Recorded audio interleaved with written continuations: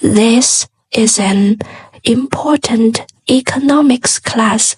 Have you ever played a game where monsters and plants battle each other? Some crafty monsters produce weapons to exchange for other goods. The labor spent in producing those weapons forms the value of the product. However, when producing goods of equal value, the time different workers spend can vary.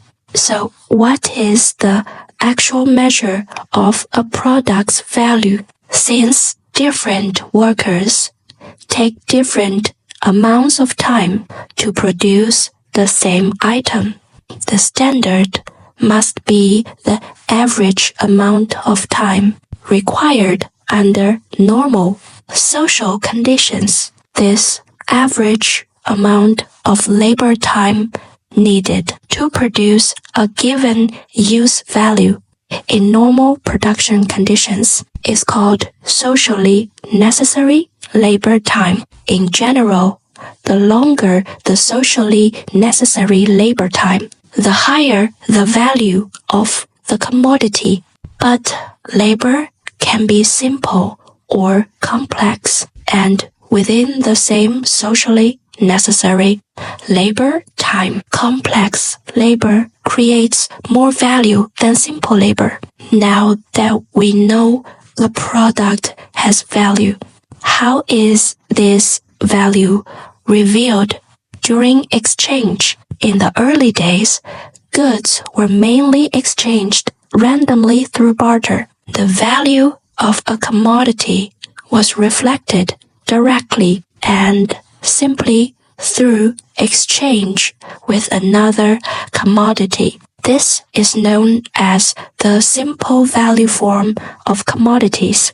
As exchange expanded, the value of certain items like weapons was gradually recognized by more people. Weapons could be exchanged for many different goods, so their value no longer depended on just one commodity, but was shown through exchanges with multiple goods. This form of value display is called the extended value form. As exchange became more frequent, people realized that instead of directly exchanging goods for goods, it was more practical to choose one item as a universal equivalent used to measure the value of all other goods. This equivalent allows the value of different goods to be expressed through it, unifying and generalizing the way we represent the value of commodities. The item that universally expresses the value of all other goods is known as the general equivalent. Thus, the form of value representation is called the general value form. Eventually, when the general equivalent becomes established, it turns into money, serving as the medium of exchange. At this point, the form of commodity value is fully developed into monetary form.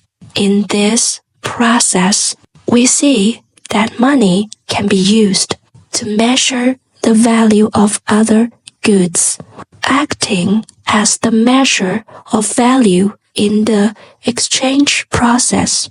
At the same time, the emergence of money makes exchanges more convenient, no longer relying on bartering, which facilitates the circulation of goods and shows how money functions as the medium of circulation in exchanges. Moreover, money can be stored for future use, showing its role as the store of value in the exchange process. It can also be used to settle debts or pay off obligations, which reflects its function as the means of payment. Finally, money is used in international trade for settlements, highlighting its role as the world currency in the exchange process.